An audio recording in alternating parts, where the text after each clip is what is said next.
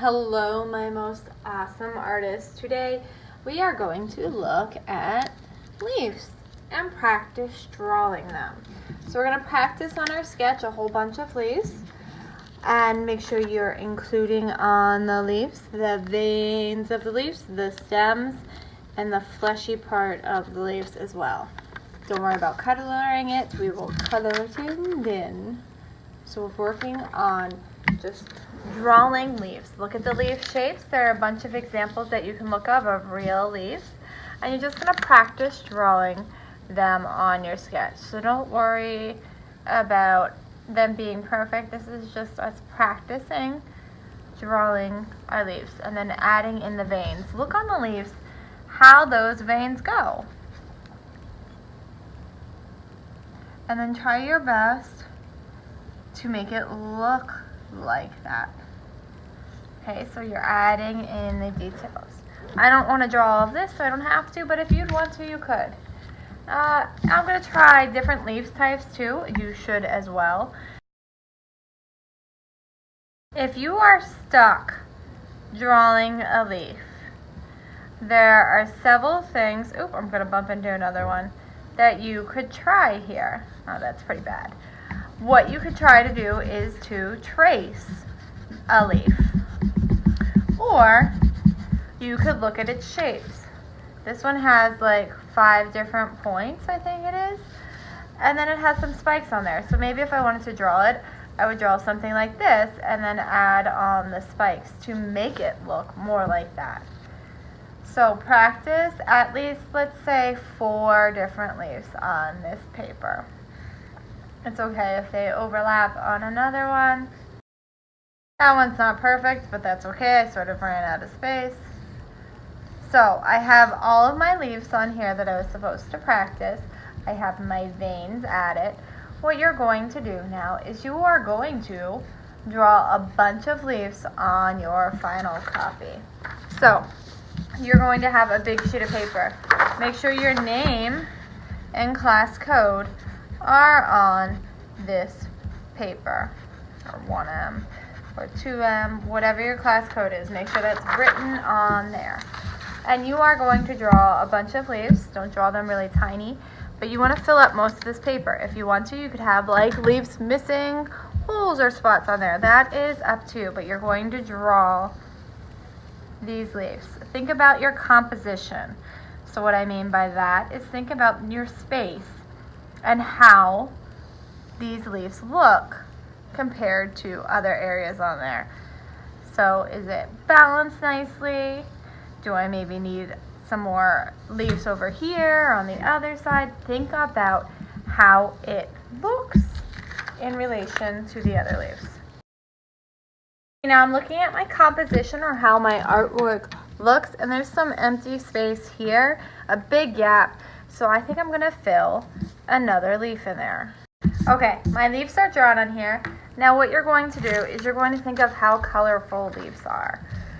Now some of these aren't the most colorful, but think of the pretty colors you see during falls. You see oranges and reds and yellows and some greens and browns. You're going to color these leaves in realistically, which means it looks like it would in real life. So I shouldn't see some violet or blue leaves because leaves are not that color. We're doing leaves that we see in the fall, so they can have some reds, some oranges, some yellows, some greens, some browns in them. That's up to you to decide what colors you want them. I wouldn't do them all one solid color, like I wouldn't do an all brown leaf. You want them to look bright and interesting. So I'm going to take oil pastels and start coloring in my leaves. So you can use examples for how they look, or you can just color it on your own. Now, oil pastels are a little messy, so make sure you have your sleeves rolled up if you have long sleeves, and try your best to stay in your lines. So I'm going to just start coloring in this leaf.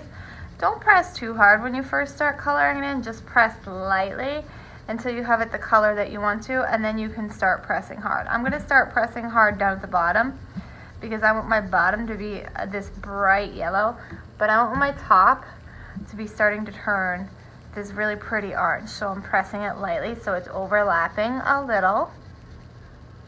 And I can get some of that orange in there. And then I'm going to continue up here and color it in lightly.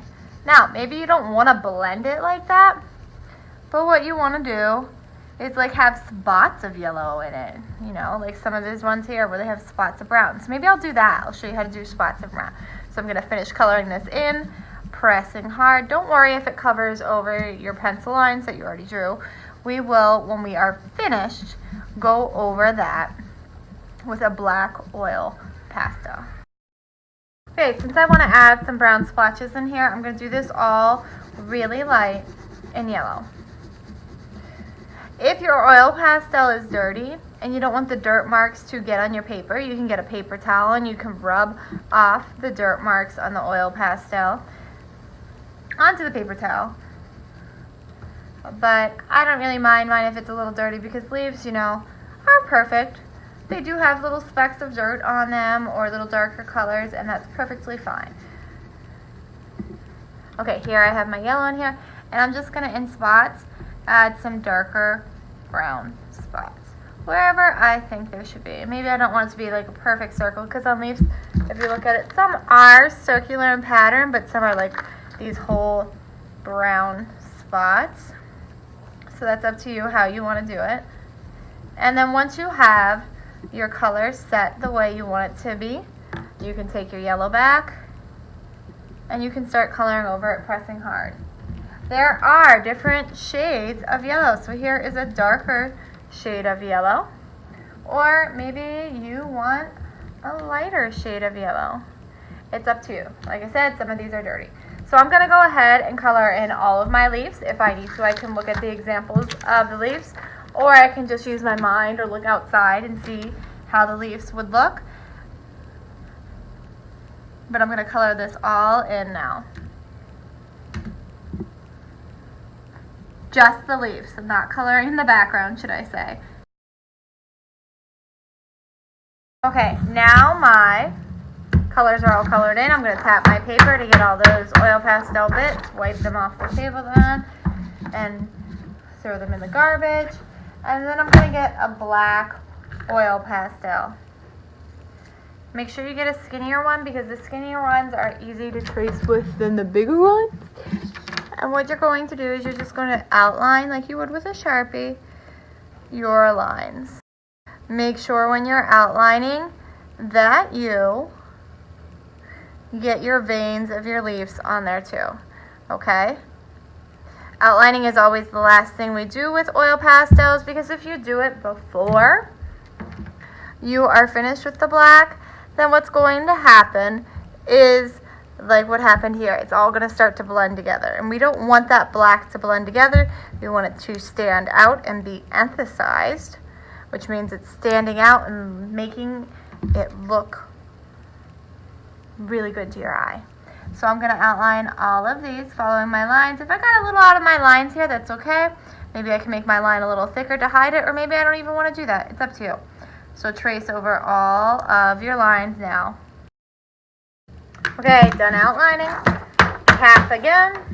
And now we are ready to paint. If your fingers are a little dirty, you might leave some marks on the paper like I am over here. So I'm going to go and wash my hands quick. We are going to paint now. You are choosing one color to paint with. Just pick one color so that your background doesn't distract from our beautiful, vibrant leaves.